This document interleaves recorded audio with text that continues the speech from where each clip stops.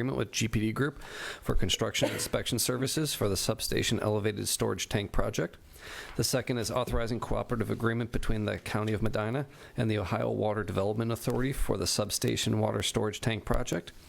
And the final is authorizing cooperative agreement between the County of Medina and the Ohio Water Development Authority for the Hinckley Wastewater Treatment Plant Headworks Improvement and SD9 Package Plant Replacement Project. Move to approve the 3 resolutions. Second? Moved and second. Any discussion?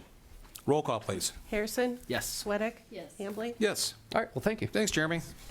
Next, Holly Murin, our Human Resources Director. Good morning, Holly.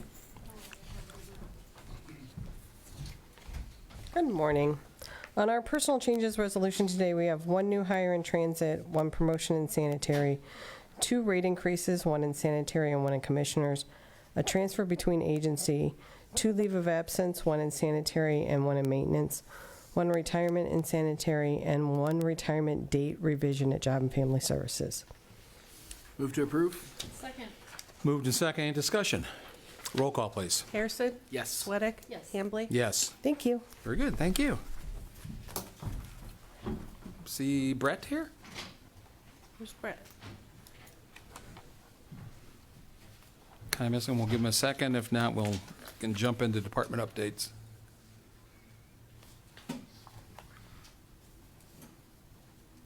Is he there? Okay, all right. Okay, we'll stand at ease, I guess.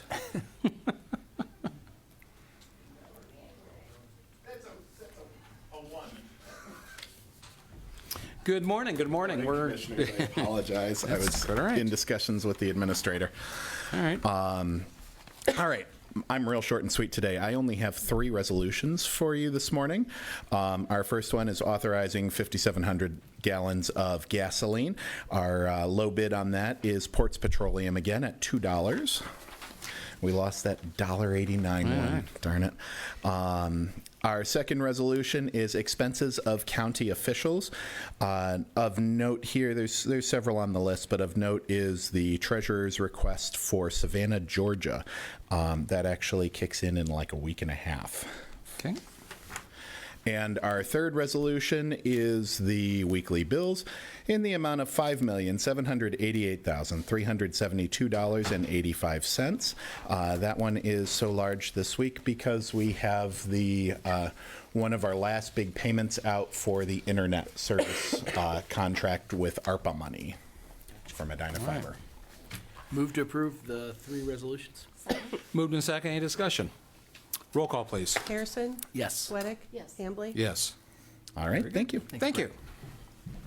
Next department updates, Eric. Soil and Water, you were kind of hiding there behind Denise, so.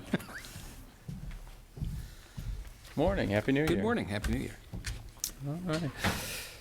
So, since I was here last in October, we've had 16 technical events. This includes 7 drainage site visits, 3 pond permit applications, 1 landowner I&E, 1 soil evaluation, 3 erosion issues, 1 concept plan review. Additionally, we have collaborated with the Muskingum Watershed Conservation District to assist local producers in implementing 240 acres of cover crops this past fall. Since October, we've had a different array of education events. We had a woodland workshop on October 18th. We had the service forester, John Jolliffe, present on woodland management. Our conservation educator presented on green cleaning at the Brunswick Library on October 19th. In collaboration with the Park District and the Rocky River Watershed Council, we organized a community tree planting event on October 21st. A seed collection event happened at our prairie on the October 27th. We allowed volunteers to collect seed for future conservation efforts. Our office was a featured stop on the Northern Ohio Maple Tour on November 3rd, where we emphasized the benefits of wildlife management in woodlots and the importance of pollinators. Our SWCD annual meeting and election was on November 9th. Thank you, Commissioner Harrison, for being our MC for that night. Tom Miller was reelected. He will take his oath of office at this month's board meeting and will serve on the board for a 3-year term. And we also received a lot of good feedback regarding our annual meeting speaker, Dr. Aaron Wilson, who's a state climatologist and assistant professor at Ohio State. November 15th, we collaborated with Lorraine SWCD to host an H2 Ohio workshop informing local producers about what they can expect in our area for 2024 regarding H2 Ohio programming. We participated in Local Government Day, organized by Leadership Medina County on November 15th. November 28th, 2 staff members from our office judged student projects at Garfield Elementary for Mr. Rigglemeyer's class regarding invasive species. We worked with volunteers to prepare an area of our prairie for new winter seeding on December 8th. We plan to broadcast the seed once we get more snow cover. Right now, it's not a good time. Our technician conducted a hands-on session on soil structure and textures for the 3rd and 4th graders at Memorial Elementary School in Brunswick on December 15th. Other events included a green cleaning presentation, winter garden maintenance, and our fall fish sale. The January newsletter has been sent out. I brought one for each of you.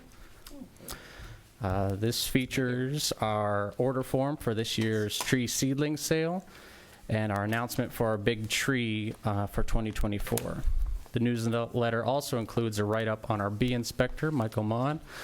An expansion of that article has been sent to the Farm and Dairy newspaper regarding the importance of hive inspection, and that article is expected to be printed on the 11th. Tonight we have a green cleaning presentation scheduled at the Wadsworth Library. There's still space available if anyone is interested. Please keep checking our website and Facebook for more information on an upcoming rain barrel workshop in March. Our next Stormwater Commission meeting will take place on February 8th. We will hand out our 2023 year summary of Phase 2 education and outreach efforts. This data is put into the county and the 3 city reports that must be filed annually. January 17th will be our board meeting for this month. That will take place at our office, 1:30. Anyone is open to the public if anyone is interested. And if you have a club, group, or municipality that is looking for a speaker, please reach out to our office for anything conservation-based. I wanted to mention too, thank you for the update, Eric, but I also want to mention that Eric has agreed to be Medina County representative on the NOACA Rural Advisory Group. Good. So I think he'll do a Excellent. good job. Very good. Thought he'd be a good voice. Actually, the way the original slate of committee members came out, they had Patrick Patton, who does a great job for the city of Medina, but I didn't know that he was a great fit for Rural Advisory Group. So Eric graciously agreed to give some time to that, so I appreciate that. Wanted to just acknowledge his Super. contribution there. Thank you for being willing to do that. Yeah, looking forward to it. Good. All right, any questions? No, great, very All good. right, thank you. Thank you. Next, we have Denise Testa, our Planning Services Director, with her monthly update.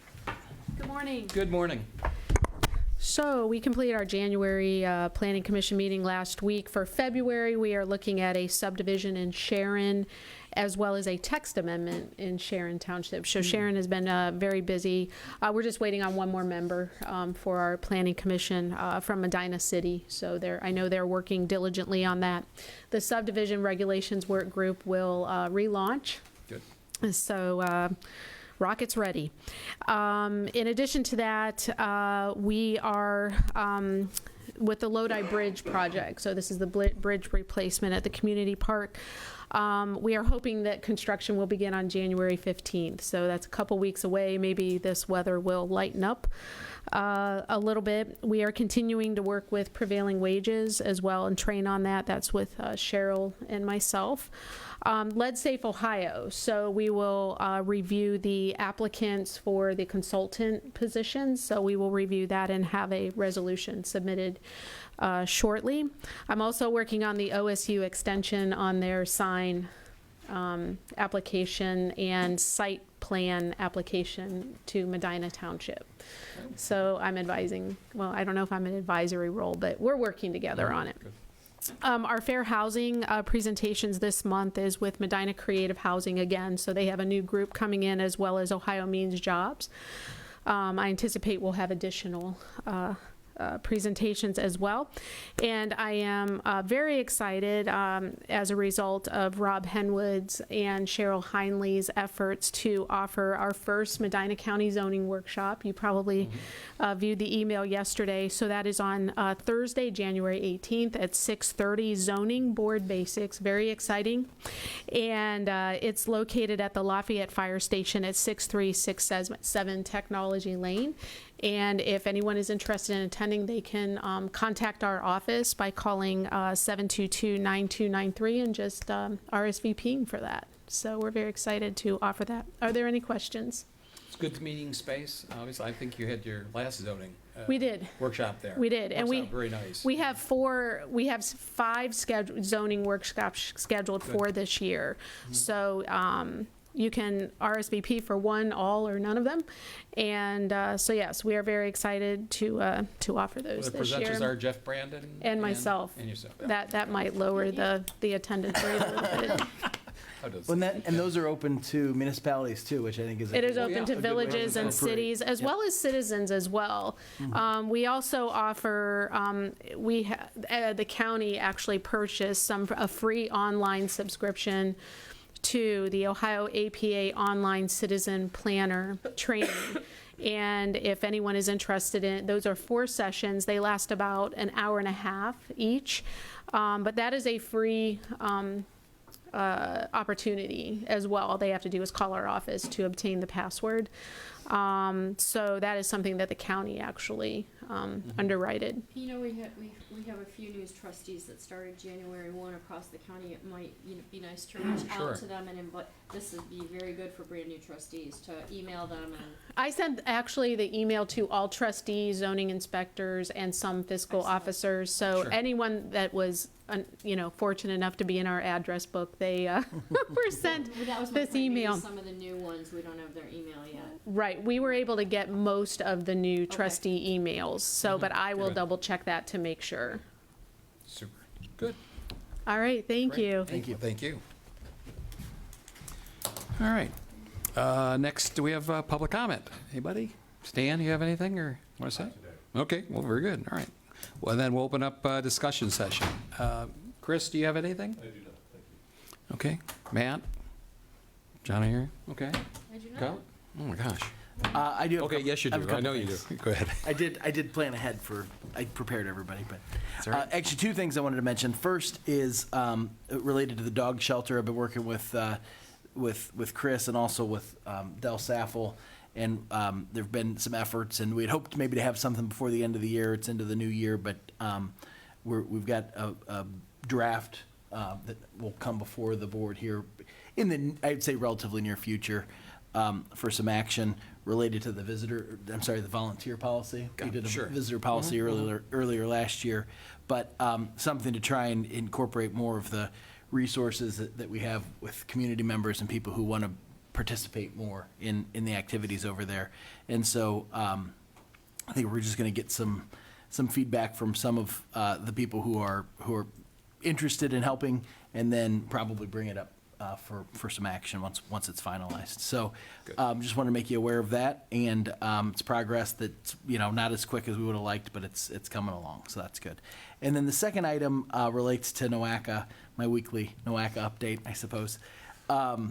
It was reviewing this Friday have the organizational meeting, and was reviewing the agenda items for it, which are circulated usually the Sunday before. And related to the climate action plan, there were some developments in terms of the sectors. They're starting to put a little bit more meat on the bone, so to speak, related to the development of the actual climate action plan itself. And they've identified sectors that are priorities for what they call, interventions or measures or priorities for the actual plan itself.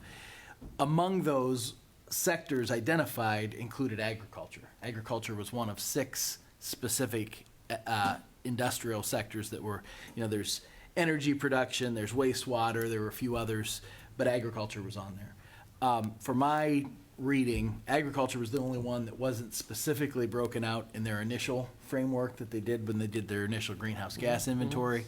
And it's been a concern of mine as, you know, a representative of an agricultural community, both how they intend to you know, some of the work that we've heard from our representatives that have been up in recent meetings, how they intend to restrict or potentially restrict, you know, the use of green space down here. That could have an impact on agriculture, but also any direct interventions they want to take. There were references to, you know, the types of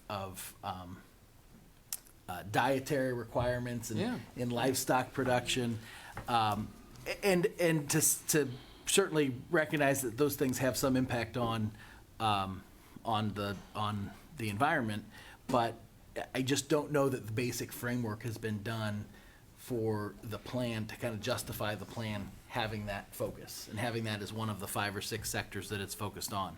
And so, assuming that there aren't any changes or revisions to that component of it, I'm going to have a hard time going up there on Friday and voting in favor of this plan that's going to become kind of the foundational document for the climate action plan, when agriculture is specifically broken out for essentially the first time throughout this entire process. So did any of the NOACA committees add that, or was that added by staff and the steering committee that they created? So the first reference, other than you'd seen my summary that I Right. put together about the greenhouse gas inventory, and I had mentioned agriculture both Sure. from a contribution, but also from an offset standpoint. Sure. That I was kind Correct. of troubling not to see with what a major component that is to the economy, that wasn't in there.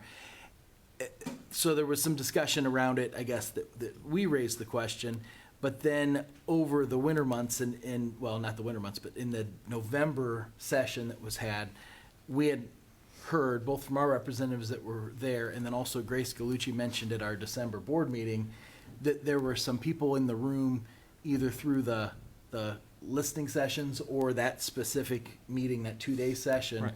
that were expressing a preference that agriculture be included. And that was the first reference I had heard to it being included, and I thought, oh, well, what I heard in the December board meeting when that was suggested was, that means we'll have some additional due diligence to do before we start making But there recommendations. wasn't any special outreach to the organized agricultural communities? Not such that as I'm the aware Farm of. Bureau or anybody? Right. It doesn't appear that they were involved. Right. Can I ask a clarifying Right. question?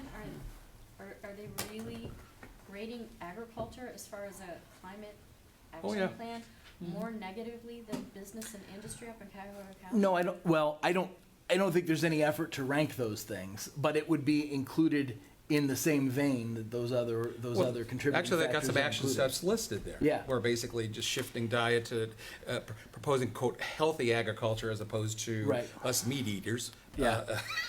Well, the other thing Yeah. that concerned me too was it was an including but not limited to list, which Yeah, means yeah. and I have Yeah. a problem with a board like that when they say, well, this climate action plan, once we ultimately approve it, is going to be adopted or created by the staff after the board adopts the principles for it. If Okay. the board adopts principles that are open-ended like that, there's really no practical limitations on what the staff could do when the board says, well, there are some of the interventions will include but are not limited to. Well, then if I'm the drafter ultimately at that point, I say, well, I might have some other ideas I want to incorporate in there too that the board has never really voted on, but we haven't restricted them from doing that because we're approving it with that including but not limited to language. So, so I have some significant reservations about that. Things had been trending in what I thought was a kind of a good direction as far as the climate action plan was concerned, because there's been more of an emphasis on opt-in type of an arrangement rather than a prescribed you must do, you must not do. And there always will be this question of enforcement mechanisms, but I am not one who's inclined to go along just because there isn't a clear enforcement mechanism for them to hold it against us if we don't comply.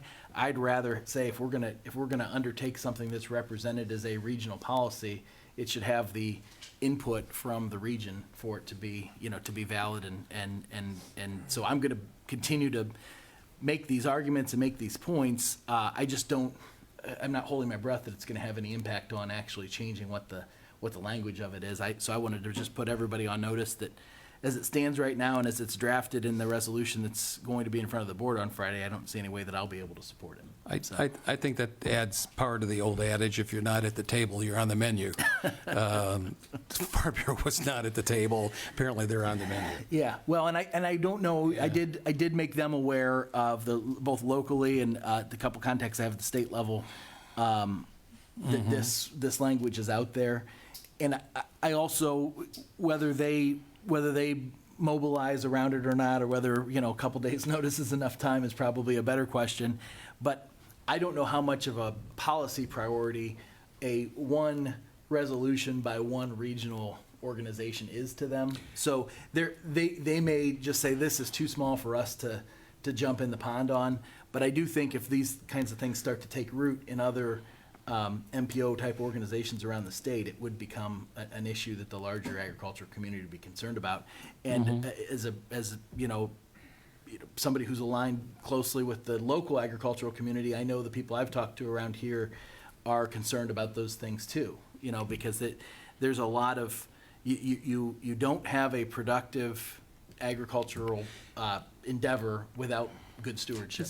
And so anything that kind of implies otherwise, I take a little bit of offense. As I understood it from the document, that the money and the intent when they got the grant was for the city of Cleveland and NOACA to come up with this plan. Right. City of Cleveland being in the driver's seat, so to speak. So in effect, you're talking about the city of Cleveland trying to direct what our farmers grow, either crops or livestock or whatever, in terms of management of greenhouse gas emissions. Yep. And I obviously, this adds more weight to us just saying no. Right. There's no way in the world I think we ought to be supporting this. Right. And I don't think we ought to be saying what Cleveland can and can't do when it starts to go to the brownfields remediation part. And I don't think they should be telling us what to do with our green space. And I know that's kind of that fundamental push-pull of regional governments, but I have a lot of concerns about kind of the origins of this and the lack of contribution from the people who know best to weigh in on it. So I think they have to stick to transportation planning.